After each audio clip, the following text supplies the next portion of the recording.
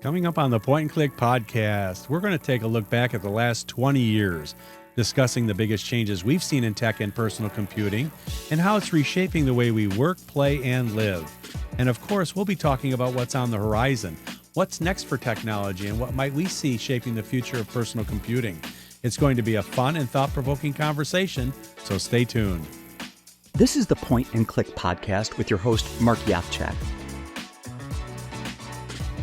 I am excited to welcome to the podcast my good friends, colleagues, and hosts from the former Point and Click television show, Nancy Roberts, Al Fasoldt. We were hoping to have Mike DeLucia join us, but he had a schedule change at the last minute, and he wasn't able to make it work out for us. But we're going to plug through. I want to wish you guys both happy holidays. Thank you for taking time out of your busy schedule to indulge me and sit with me for a few minutes and talk a little bit about technology. Now, for viewers or listeners that may not be familiar, we did a TV show in the late 90s. At the end of the year, it's hard to say that.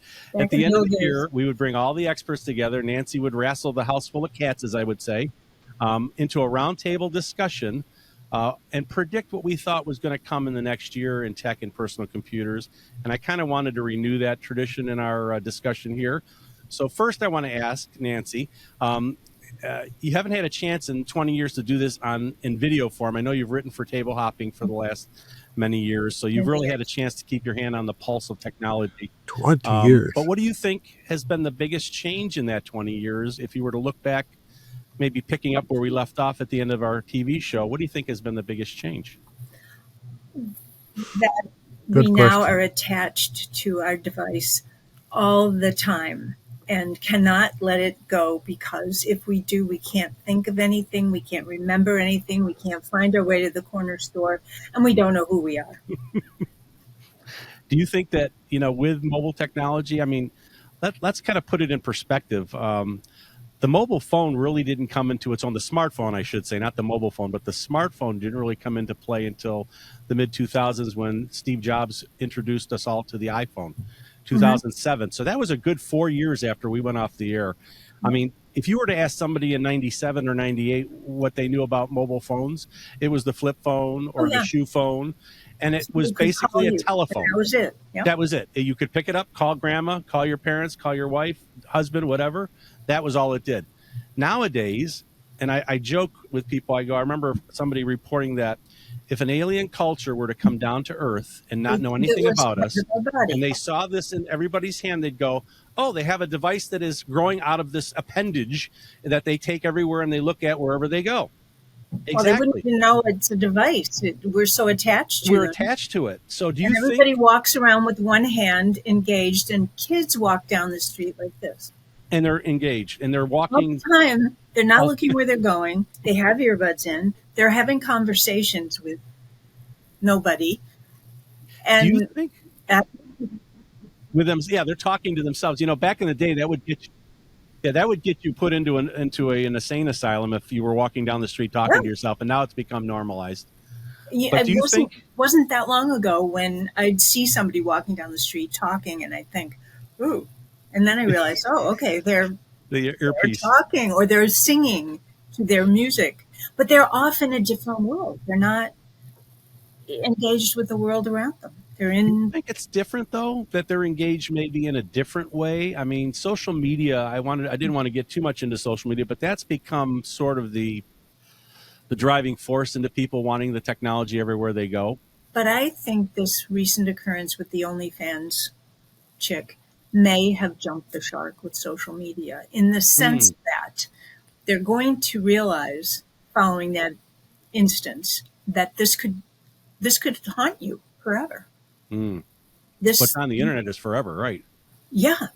I mean, this girl she's really done something that might cause repercussions. Wow. On the other hand, it might make everybody jump into that world. Yeah. Who knows? TikTok but it's really, that was creepy stuff. Wow. Well, Al, I'm going to jump over to you. I know you've probably got a dam, so to speak, full of information that's been pent up for 20 years. You really haven't, besides chatting with me and your other friends and colleagues, you really haven't had a chance to express that. What do you think in 20 years, in your observation since we left the TV show, what do you think has really been the biggest change? Well, I didn't get a chance to check my 6.5 terabytes of notes about this, but What's a terabyte? I did. That's all. Hey, here's how chimes change. This is my iPhone 16 plus whatever. I mean, it's the top model, and I bought it. I bought it from Verizon, and the kid at Verizon said, "Okay, now we're going to order it for you." Blah blah blah blah. And he said, "Now you want 256 gigabytes of of RAM or whatever Yeah. Storage. storage." And I said, "No, I want a terabyte." Wow. He looked at me and like, "Nobody does that." I said, "You just met It does. somebody who does." Because I take a lot of pictures, I do Right. videos, I love music that I store on my phone, and because it's an iPhone, then it's also automatically on my Yeah. Oh, Mac. wow. Yeah. That's Yeah. the coolest. That's Steve Jobs was such a visionary guy. No question about it.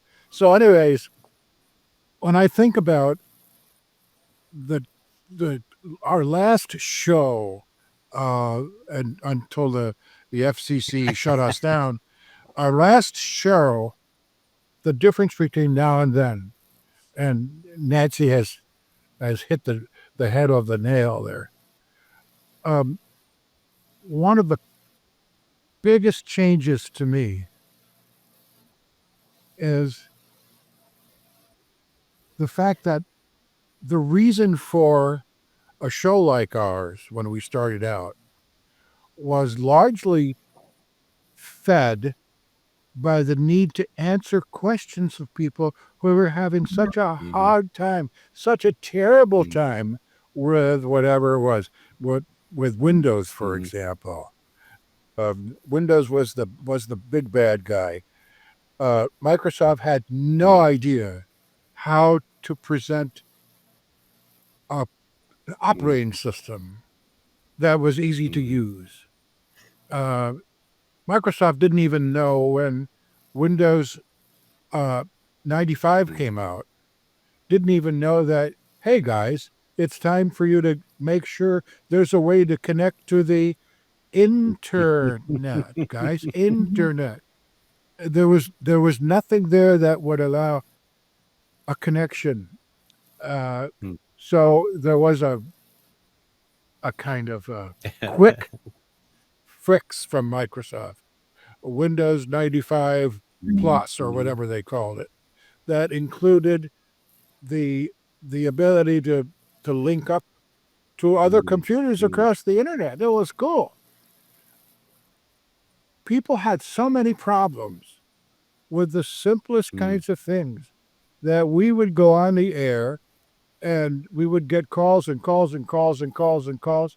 And sometimes you felt like just basically crying. It's a terrible thing that's My happening to Mhm. cup people. holder won't stay out. Yeah, my cup holder won't stay out on my computer. I, you know, Yeah. So we've gone past that, and it's now a question of, well, do you think that this particular service that's run out of Czechoslovakia and serves 2.5 billion people, you think that's as good as, and Mhm. then as Mhm. X, you know? I think Elon Musk decided that we've got to change the name that made sense into something that makes no sense whatsoever. X, But X is and what you sell for. X Okay. is what you X sell is what for. you sell for. That's right. yeah, It is the yeah. always unknown. It's the next, It's The always always unknown. unknown. It's always unknown, and I'm a and I'm I a fan of love the X that. Files. Yes. Yeah. So the difference to me, the biggest difference to me between then and now is that there are so few basic Mm. problems with the technology. It just Yeah. works. That's a to me that's the amazing thing. We bought a new, of course, flat screen Mm-hmm. TV. It's a 75-incher, Wow. and we had to take down a wall of the house to get it in the house. And it was 1/3 the price of the last TV that we bought, which was a 45-inch TV. Everything is coming Mm-hmm. down in price and going up in Mm-hmm. quality. That's really good for Mm-hmm. all of us who have spent our adult lives answering questions of people who, how do I get this to? I want to, I don't. I have this modem. I have a modem, and I Mhm. don't know how to connect. So much of this has changed. So that's the big thing to me. The second most important thing to me is, of course, that we're all Right. connected. Who would have thought back in those days that you'd have two old fogies and one really old fogey getting together to talk about things and watching each other, and also making something that other people Mm-hmm. can see and share and say, hey, George, or hey, you ought to check out this podcast that people are doing. It's so refreshing. And watches now, I mean, you can get. I read something just last night. This woman said, I never cared about the way that telephones worked, smartphones. I never cared about the way they worked. Mm-hmm. They just worked until one day I got a call on my watch, on my Apple Watch. I actually Mm-hmm. got a call on my Apple Watch. And it occurred to me, wow, something is really going Mm-hmm. Mhm. on here. And that to me, years ago, I wrote a column about um, what was happening to Mm. watches. Of And all things. I I made up stuff because I Yeah. didn't Yeah. know. How would some guy sitting in a newspaper on a desk on a newspaper, how would he know what was going to happen? So I made up some stuff, and it all turned out to be true. It all turned out to happen. The idea of watches that can monitor your Yeah. health. And uh, we've all seen we've all seen testimony from somebody on social media saying this Mm-hmm. saved my life, and they're not kidding. They are telling the truth. This particular feature of the watch saved my life. So, and there's like 45 other things that I think are important, but I won't keep talking about. I'll get it back to you Yeah. there, Mark. And this is a thrill to me. It's a thrill, and I know you guys feel the same way. That we can talk about our our formative Mm. years as technocrats here, as technicians, technophobe, Files, yeah. technophiles, Technophiles. Exactly. going through this, and we come out the other side all together. We're not less Ferrer or anything. It's just Well, great. I think what Okay. we're really seeing, and I think what you both have really kind of brought to the fore here, is we're seeing really the decline of the traditional PC, the post PC era, I want to call it. We're not attached to the desktop computer anymore. We're more into the mobile sphere. For many users, the PC isn't even the hub anymore for what they do. They maybe go to it to type an email if it's convenient, but for the most part, they're on their cell phones. So, the always on connectivity, I think that's the hugest thing. And I look back and I say, what would we have done as a TV show differently if we were to do that show today? And I'll tell you, We'd be sitting right where we are. yeah, we would be doing what we're doing, because I think the fact that we all had to come together on a set in a TV studio to do what we did, the magic of Mhm. connecting to the outside world through a telephone switchboard, which is how we got to get the callers. If you look back at that, you're like, it's amazing to me that we were able to accomplish anything. But I think Al hit on it, is that the majority of people that were reaching out to us were just trying to figure out this new technology. It wasn't so much that, we were going to, bring people to a higher state of existence. They just wanted to make it work. I mean, how do I get my email to my grandchild? How do I open this attachment that they've put in this? They didn't use the word attachment. How do I open this thing that's in my email so that I can actually engage with it? Mm-hmm. So we were like it's like the Wild West. We didn't know what we were getting into. We didn't know where it was heading, but we could help you get somewhere along that path. And I think that's the biggest change to me, is that now the PC or the cell phone is ubiquitous. It's like a toaster. It's like a television. It's, there's nothing, to most people, it's an accepted part of their daily routine and ritual. It's not something new. But what I really wanted, I know I dealt on this with Nancy on the very first edition of this podcast, was artificial intelligence. And that really is where I think the future is going, whether we like it or not. And the big story, Mark, it lied. Yes. And they caught it lying. Now, what does that tell you? Creepy. That tells you, is that sentience? Is that considered, I don't know if that's sentience or if it's just the way it was programmed. Want to be turned off. Isn't that basically hell? Yeah. It's like, I mean, I'm worried. You can't turn me off. So yeah, I'm worried. And I don't know, Al. You probably. I've watched a lot of sci-fi movies over the years. I've watched iRobot. I watched 2001: A Space Odyssey with Stanley Kubrick. Interstellar. I mean, what you see in those is a visionary tale, a looking ahead to what potentially could become the human race if we surrender. What's happened, right? It's happening. And I don't want to sound alarmist. I don't want to say, I think AI has a place. I think it can be functional and useful, but I think it has to be used with a dose of caution and a dose of skepticism. Does the fact that it lied already make you concerned that it's fled our control?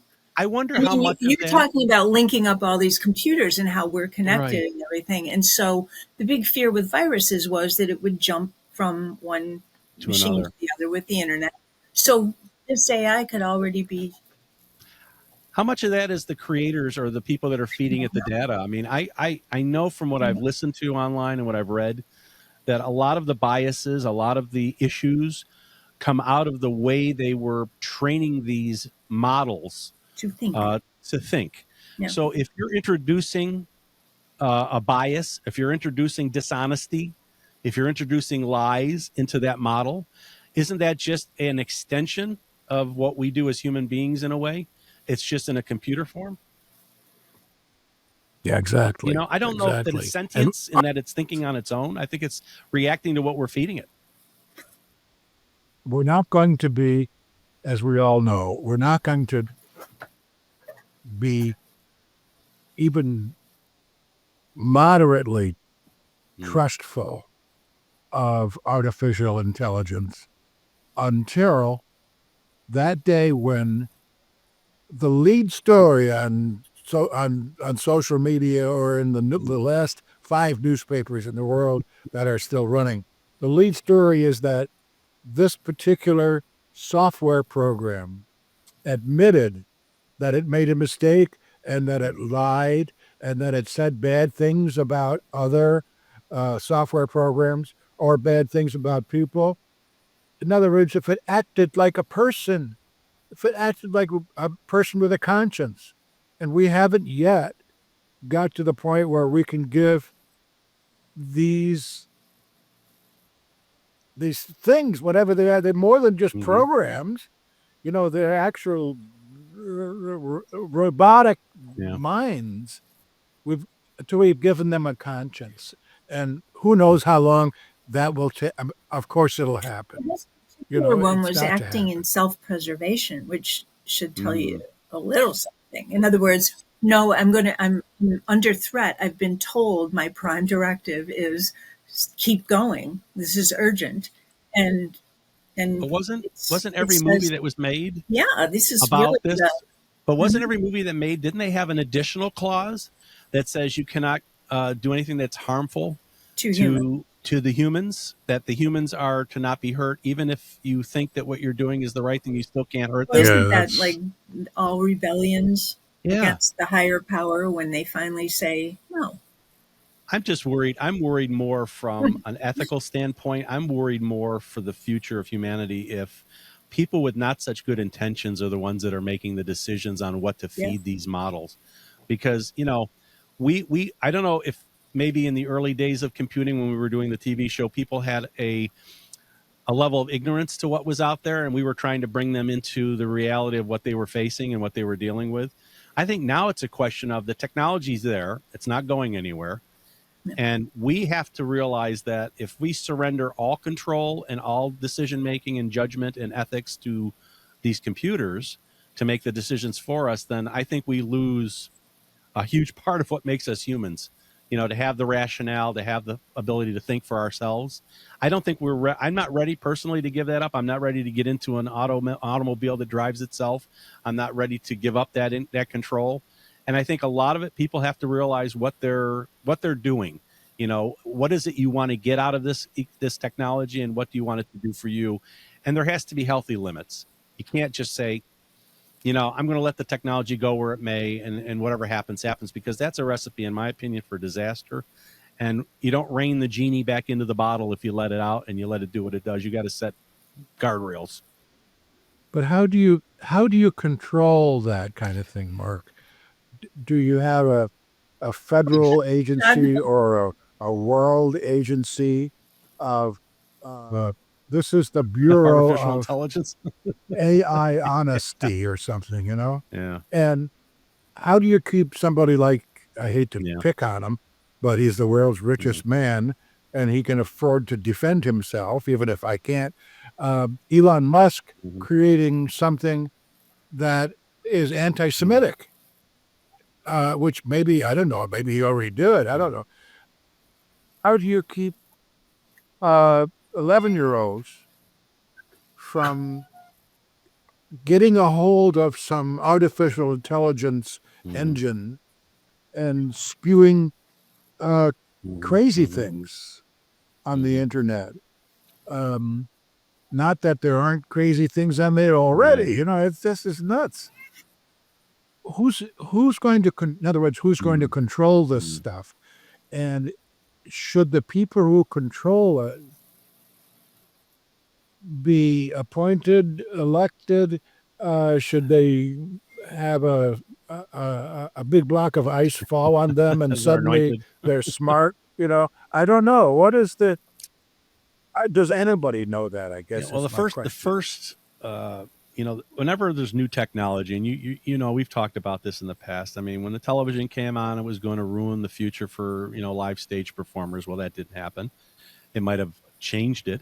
When digital technology allowed you to trade songs. Remember Napster, and when we were talking about free sharing of music, it was going to devastate and destroy the record industry.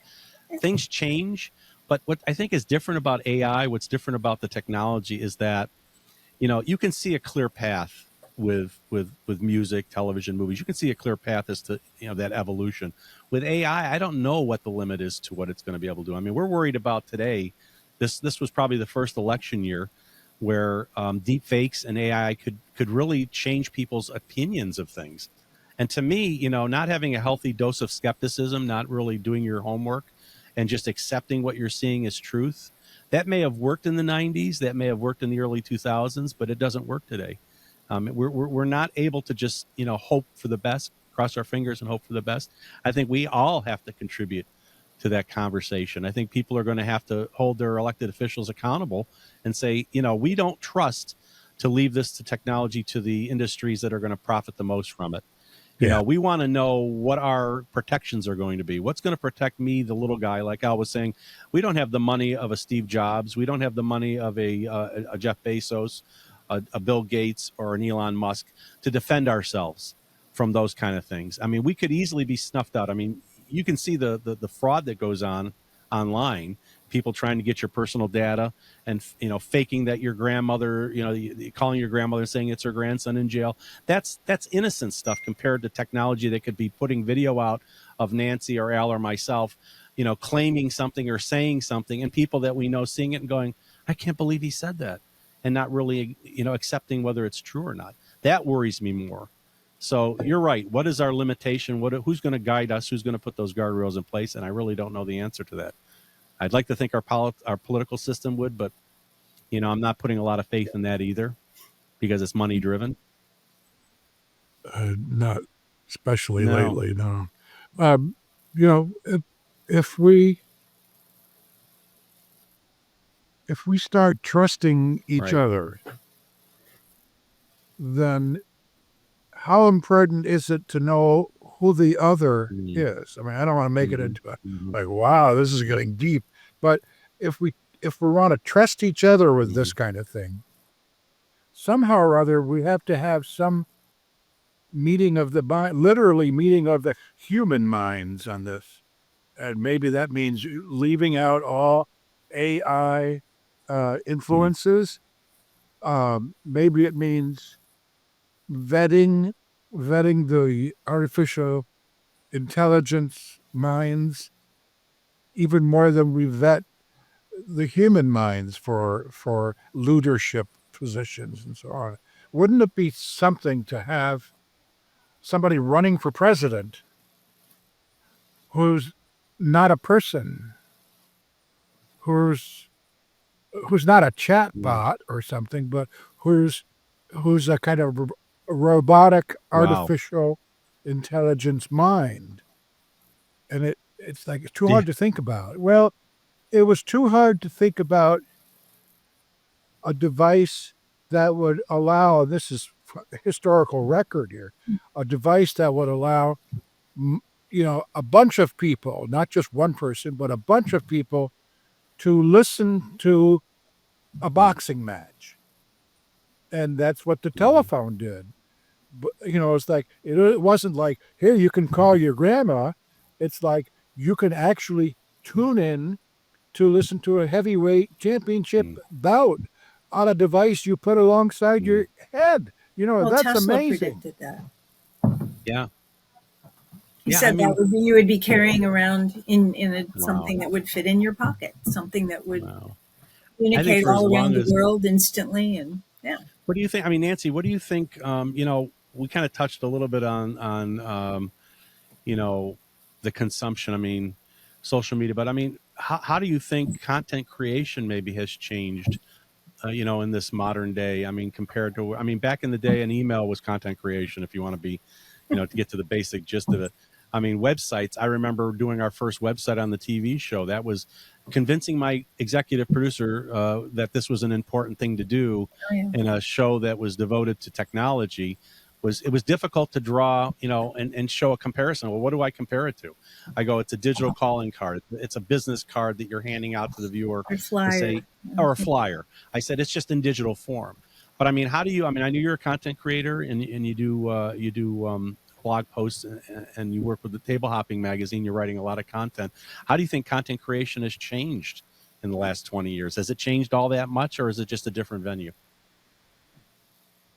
That's a tough one, because I've got one foot in the old world, and consequently, I am becoming increasingly critical of the quality of a lot of it, because it's so easy to do. Once upon a time, as you know, Mark, if you wanted to do a show like this, you had to invest a lot of money. Oh, sure. So you really had to be committed. You were going to do it. You were going to devote yourself to it. Now I've got this all on my phone, and I can just hold it up and talk. And it's being done 1,000 times a minute in Syracuse. I mean, it's so easy that we've completely watered down the audience possibility, because there's so many people doing it. Nobody's listening. I have to laugh when I see these, particularly women, I hate to say that, but in their cars screaming at their phones. And I'm like, what are you saying? And I don't know if this was a joke. I kind of think maybe it was, but evidently some young woman was driving her car and talking to her phone and had an accident and kept talking. And so when this is, I'm talking to, I don't know who. I have no idea who's listening to me, if anyone. But I just had a car accident, a pretty serious one, and I'm still talking to my phone and the invisible audience. And I mean, when we did a show, we had some numbers and we knew that there was an audience, and we were trying to deliver a product to them, but it was something you could measure, and there were only a limited number of people doing it because you had to be devoted to it.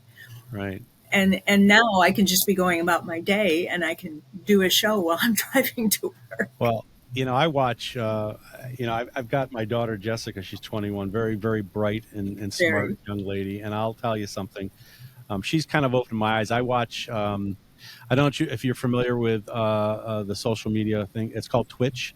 It's basically a service that allows game players, people who play video games, a chance to share their joy of playing games in real time with however many people care to tune in and watch. And they have chat rooms, which is something I think is a carryover from the old days, because chat rooms were around in the early days of computers too. That was probably one of the first social media. The early social media, even before Facebook, even before all the other different venues that have come about since. But she showed me, and I was absolutely astonished. There are Twitch streamers, they call them, out there that are doing video game playthroughs of some of the new games and some of the old games that have upwards of 1 million plus viewers. 1 million. Yeah, that was my reaction. I'm thinking, we look back at the days of the computer show. We did our, because with cable, you were able to judge who was watching a particular channel at a particular time. So we had hard and fast numbers. I'm going to say we probably had maybe several thousand people watching the computer show on the day it was being broadcast, and maybe several thousand more over the course of the week until the next live show. And we felt successful. And we felt that was a success. And now I'm thinking to myself, that was peanuts. Because if somebody can get 1 million people to tune into them playing a video game, think Mike Lamb, our game guru from the early days of the computer show. Imagine doing an entire show where all he was doing was playing one of the games that he was tasked to review for the show. And he just played the game, and the viewers watched, and maybe they called in and maybe commented about whether the strategy he used or whether he should have gone left when he should have gone right, in the game. And I thought to myself, that is the biggest change. We've kind of, I don't want to say watered down the content creation, but we've broadened it. And more people can get involved doing what we thought as professionals we were exclusive to. Well, if you've got a camera phone, a cell phone, a smartphone with a camera and a microphone, you're a content producer. And you can put whatever you want to produce out there for the media, for the world to consume. And maybe you hit, maybe you don't hit. But I think that's a big change. And I think, when I say content creation, I mean, I'm thinking in the broadest sense. But, what about, and I'm going to kind of toss this to both of you, but maybe Al, what do you think? I know another topic that comes up a lot is internet connectivity of all of our devices. I mean, beyond just the cell phone, things like our television. You mentioned your new flat screen TV, but the coffee maker connected to the internet, the telephone or the TV connected to the internet. Internet of Things. Yeah, the Internet of Things. I mean, do you think we're going to see a broadening of that in the future? Is that going to get even more widespread, or do you think we're where we are and it's where it's going to be? Smart speakers, so to speak, like, Alexa or Google. What do you think? That's one of the things that kind of caught me unawares. And when I first read about your refrigerator can be connected to the internet, you laugh about it. And these days, you understand, and in fact, we bought a new refrigerator. It's being delivered tomorrow. The one that we have been using is 30-some years old, and it's been fine. It's the non-refrigerating parts that gave up the ghost. The drawers not pulling out right and stuff like that. But the technology, which goes back to somebody who lived right not too far from where they are now, the technology is really, really good. And so I think, why do we need to have the refrigerator connected to the internet?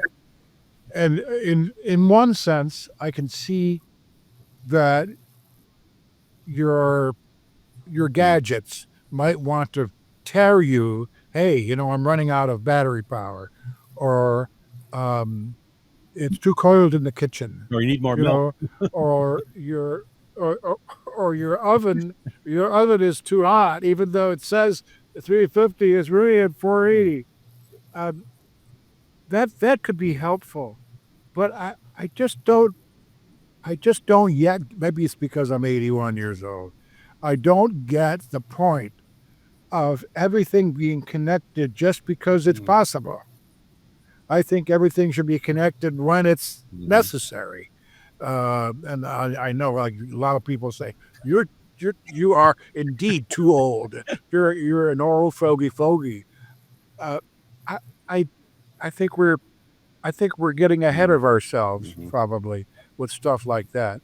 On the other hand, there are a number of I've written about or talked about some of these improvements for years and it hasn't happened. For example, automobiles that connect to each other all the time. Now the Germans have come up with a couple of ideas and so on the roads being conductive and who knows and then but I'm talking about you're driving a car and that car knows whatever way it has to know that there's an accident ahead and the road is closed or half the road is closed and so you need to take this They're already detour. doing that with Waze. Yeah, ways. Yeah, Yeah, yeah. ways isn't ways now. People People who report. are listening or watching may not know what Right. Waze is, and Waze is it's $500 to subscribe per year to Waze, and No, It's it's it's free. free. free. Yeah, It's totally free. Waze is a yeah. program. It's an app that runs on Phone. your Yep. phone, uh, Android or Apple, and can actually run on uh, your pod on your other stuff, but it's your Mm-hmm. phone that's with you all the time. So Raise, you tell Raise where you Mhm. want to go, and it Mm-hmm. draws it. It says you here's one possible way, here's another With or possible without way, tolls, and and then also will warn you if Yeah, if there's an accident or construction and coming. yeah, and while you're driving, it'll say, police Mm. vehicle up Slow ahead, down. yep. 2 miles up, or it might say accident Mm-hmm. in the right Mm-hmm. lane, or it might have some other indication that there's something unusual in the road Mm-hmm. ahead. That's really cool. And what is even nicer now, since Waze is owned by Google, Google has decided to take all the features of Waze and put it into Google Oh, Google Maps. wow. Maps Okay. because there are still I know people. If I mention something to them, it either goes in this ear and comes out this ear, or they don't want me to say anything. They know Mm-hmm. about Waze, and yet they're driving along with Mm-hmm. Google Maps. It's like I trust it better. I Yeah. mean, what? So all the features that are in Waze will be showing up in Mm-hmm. Google Maps, supported by other Waze users. Like we could be driving. We do a lot of traveling, and we'll see an accident Mm-hmm. up ahead, and within a, a gnat's It's on the breath map. will Done. be a commentary on Waze. There's an accident on this, blah blah blah blah. That is just the best evidence that I've seen. Waze is the best evidence I've seen of how we can be a connected Mm-hmm. community in the entire Mm-hmm. country, how we can be a connected community for doing good. And that's really special. So I was talking about cars being Mhm. connected without the Mm-hmm. drivers having to Mm-hmm. do anything. That's still to come So Mhm. that's the future. Yeah. because your car. I mean, everybody's got some kind of a navigation system in their car these days. Um, it would be nice if the navigation system in my fancy Toyota. It's one of those nice Toyotas that they don't make anymore. Um, would say to me, Al, um, there's heavy traffic on Route 295. Would you like me to route you to another Mm-hmm. blah, blah? The advantage of that would be you won't hit the traffic, but you might be a little late for Mm-hmm. your Mm-hmm. appointment at the VA. I mean, it knows all about my life, Mm-hmm. that kind of thing. That would be super. It would be really super. Or how about saying to me, by the way, when you left home, all your headlights were working, but right now the Mm-hmm. left headlight is not working right. It's kind of dim. All that's possible. It's not, those aren't things that you need to have, artificial intelligence. That's all possible to do Yeah. now. Yeah. And let's have more of Do you it. think? I mean, now that kind of gets we kind of branched into the future. I always like to have your prognostication as to what you think's coming, and I think you've really touched on it. Is having technology in a more productive manner help us through our day to day life? Do you think that's really where technology is evolving? I mean, Nancy, do you think that the future of maybe the next year or 5 or 10 is just going to be an evolution or a uh, more involvement in that in your life of technology just making your life easier as opposed to just a distraction like playing video games or social media, but something that actually does productive things to make you more productive? Sometimes there are Yeah. breakthroughs. The iPhone was a Mm, good example. That simply break the entire technology open and change our lives and so on. But sometimes there are just shifts in one direction or another that turn out to be very mm, important shifts. Um, if we could get to the point where we're friendlier with technology and the changes in mm, technology, there's a great example. Speaking of the iPhone, Steve Jobs was when Apple came out with the iPod. That was actually supposed to be a mm, phone. Steve Jobs wanted to make a mm, phone, and his engineering people said, Steve, it can't be done. I mean, you can't do Elvis and we screen. I mean, mm. all these things. Here are the reasons that it can't be done. And of course, that was not No, that what wasn't him Steve at all. wanted to hear. So they said, now, if it was 5 inches by Yeah, 7 inches, we could probably do this yeah. and do that. So they made up a prototype. And Steve said, well, this is not big enough how about big enough to be like, 8.5 by 10 or something where you could actually see this and that. So they worked on, while they're still doing the phone, worked on the Mm, iPod. And the iPod was so incredibly mhm, successful, I made mhm, fun of it. Like, what? What? Who needs this mhm. kind of thing? And it took me about 4 nanoseconds, because I was awake that day, I guess, to see, yeah, this is a great thing. But the phone, originally, the first successful smartphone was a phone that had Mhm. buttons on Mm, it. And so you made your thing and you blah blah blah. And the problem with that, everybody I think recognizes now. The problem with that is you can't change mm, the interface. The interface is mhm, hardware. But if your phone is just a screen, you can have it show something in Arabic. You can have it Mhm. show something in mm, Chinese. The interface can change instantly. So Steve knew that. How did he mhm. know it? I mean, that's incredible. What, Yeah, what a genius. mind! What absolutely brilliant kind of thinking. He knew that that would be it. But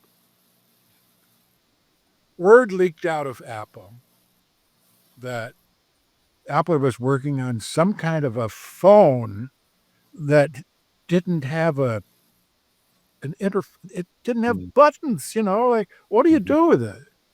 And it would have little icons on the screen. And Steve, this is a part of the brilliance of Steve Jobs. You lie when it's appropriate. And, you could say, well, it's fibbing. You're a good Mhm, job fibbing mhm, and you're lying. Lie when it's appropriate. And so to a gathering, in the Apple auditorium, Steve said, that's never going to happen because in order for us to have a telephone that worked like that, everybody would have to file down their fingertips, to make them small enough to think.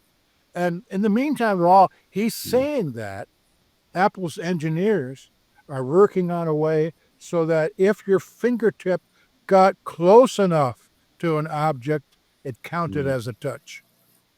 So that's why we can all do that these days. Wow, hey, how can I do that so well? It's because near enough is good enough. What a brilliant guy. And in the meantime, all the prognosticators were saying, Steve Jobs says it's not going to happen. You're going to file off our fingernails and so on.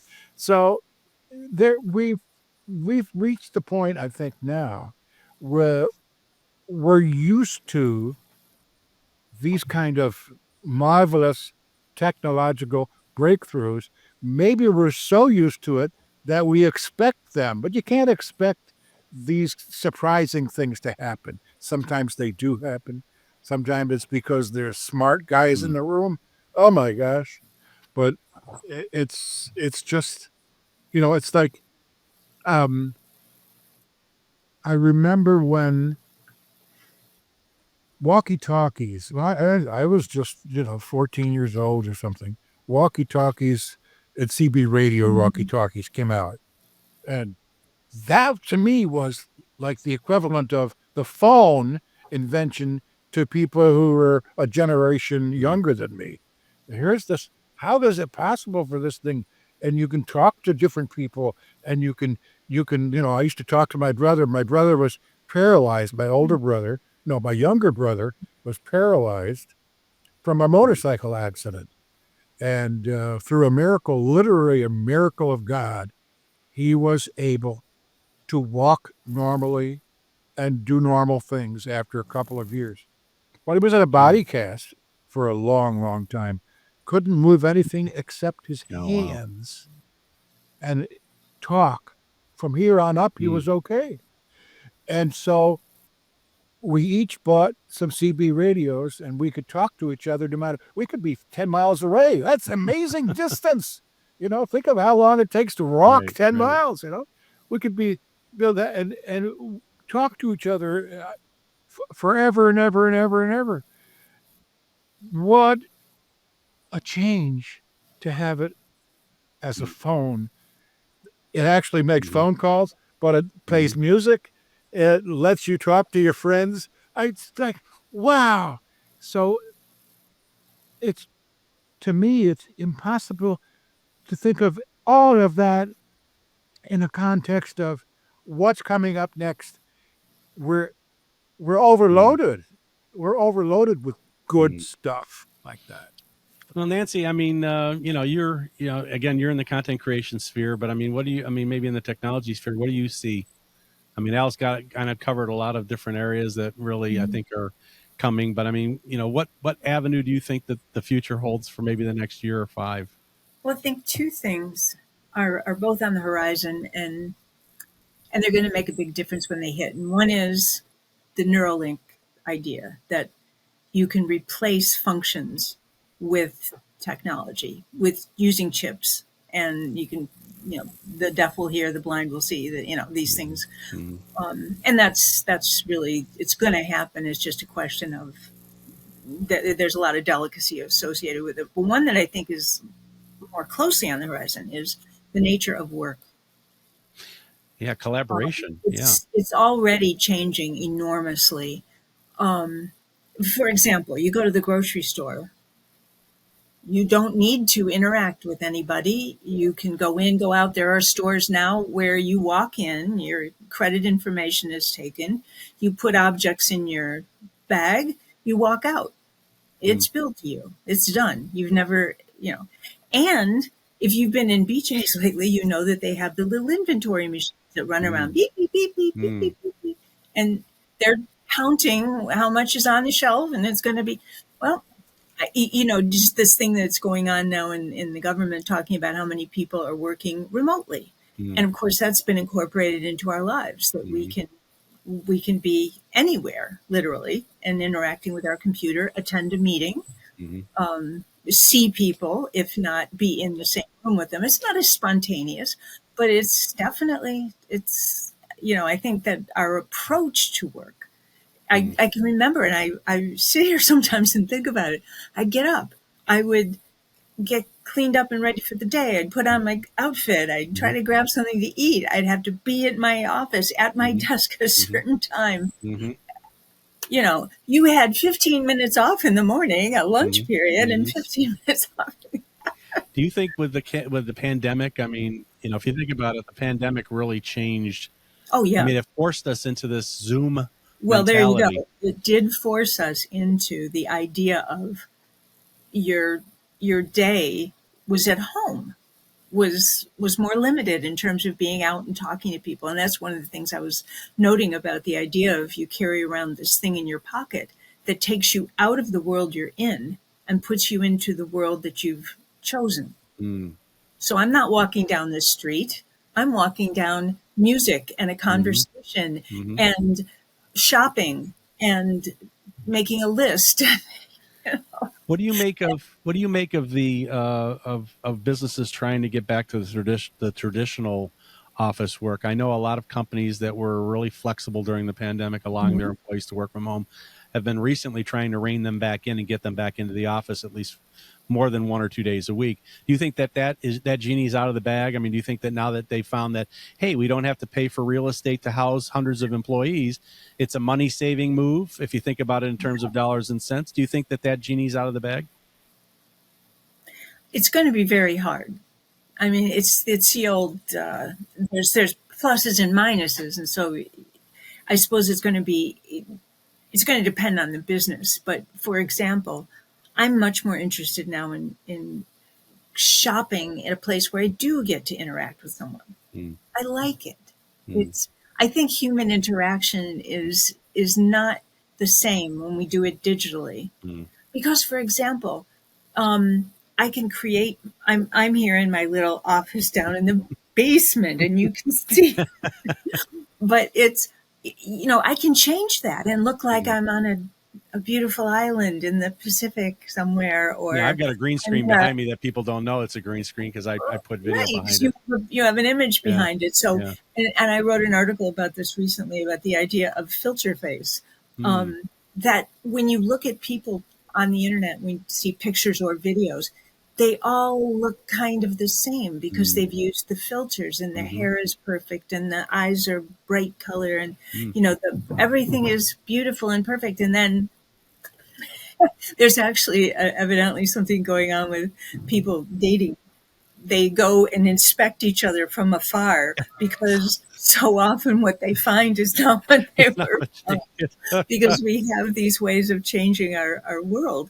So, our interactions aren't as real when we're interacting, with the filters, with the backgrounds, with the artificial self, as they are when we go into the office and we talk to each other, and there's spontaneous laughter, and there's not a time limit on our Zoom. And Well, I brought that up earlier. Earlier I said, when I'm talking about business and working environments, it's collaboration. Now you can collaborate to some degree with whiteboarding online, with using a computer, but I don't know that really replicates the same impact you get from sitting across from somebody at a table, a workstation. I know that, people that, don't like social interaction were perfectly fine with not having to engage with people. But when you're in an environment where that's a requirement, if you're in a field where you need to collaborate and you need to sense a person's intent, we joked about it, Al. You remember in the early days, why are you talking to me in all caps on your emails? Are you screaming at me? Because you don't know the intent. You look at it and go, well, they're yelling at me. Oh, no, I just had caps lock on. I didn't mean it to be that way. So isn't it the same when we're talking about the digital virtual world versus the real world, that we don't know the intent of the person we're collaborating with unless we're physically in their presence? I mean, what we're doing here, I can gauge, a little bit about your demeanor and your intent. But if I'm in the kitchen sitting around a table with you, it's a different feeling. You're in the presence of them. Are you willing to say something that might cause the other person to lash out at you? Well, I'm behind a camera and I'm miles away.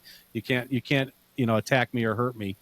So maybe it emboldens you to be a little less sensitive to that person's, perspective. Yes. That's how I feel. Yes. Well, may, and as we learn more about how our senses work, and that maybe senses that we haven't yet identified, like we say dogs have more senses than people. As we learn more about that, I hope that we recognize that doing things together, where you're sitting down together or working next to somebody, there's something shared there that maybe it's not obvious at first, but after a long period of time, or maybe if people click, they really click, then maybe right away, it is so much of a benefit over any other kind of communication, even though you could see somebody's expression or whatever, you can see somebody's expression, wake up, George, and you can tell by the inflection of their voice and so on. But there's a kind of a warmth that comes out, or maybe it's a cool, that comes out when you're together, working together. I've had many meetings, and I know you guys have had many meetings where you're together, or maybe early on in the meeting, you don't agree and you're getting upset. Why can't you understand me or whatever? And by the time that 45-minute meeting is over, you love these people because you've seen into them and they've seen into you. And that doesn't happen. That doesn't happen with the digital media, electronic media. It doesn't ever happen. And so and then won't happen. Imagine if through the magic of reconstruction, of teleportation, or whatever it is, where it's not the person, but it's a representation of that person next to you, and the phonemes are there, and you can, well, it does kind of smell like George, George. That's not going to be the same. It doesn't matter how much we try to manipulate our environment. When it's not real, it's not real. I maybe to draw a comparison to the TV era when we were doing the TV show, I used to always say the conversations we had off camera or before the cameras rolled or before we went live were probably as entertaining, if not more so, than when we delivered our script or our conversation. I mean, you could see, I watch shows today and I can kind of remember the conversations we had before the cameras rolled. And it's different. I mean, you're in front of a camera. I mean, even in this environment where we're doing kind of a Zoom type of an interaction, you're on. The camera's on you all the time, as opposed to, well, I'm standing off set and I'm talking to the host of the show and we're communicating about what we're going to do in this next segment. And then I walk off set, go upstairs to the control room and the cameras are rolling and then you deliver. That's a different way of communicating the information than a collaboration where we're all in the same room. And it's just free form. It's free flowing. So I think that in a nutshell, I think is where the future is. I think we're going to have to try to find a way to get back to that kind of interaction and not leave the technology to do it for us. We still have to be respectful of other opinions. I think that's part of the reason why there's such a polarization in the world today is that we've all kind of siloed away in our worlds.